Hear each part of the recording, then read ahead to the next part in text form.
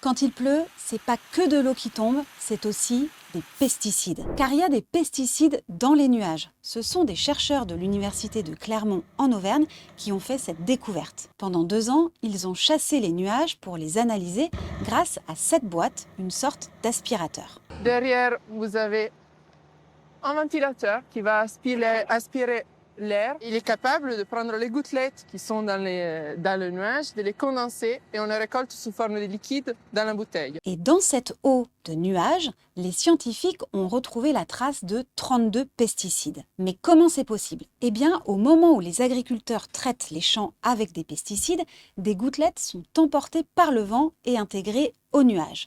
Elles sont alors transportées sur de très longues distances, puis retombent au sol avec les pluies. Et selon les calculs des scientifiques, dans le ciel français, il y aurait entre 6 et 139 tonnes de pesticides, ça dépend des jours. Et il y aurait même des produits qui sont interdits en France depuis plusieurs années. 2 explications possibles. La première, les nuages ont transporté les pesticides en France depuis des pays où ils sont autorisés.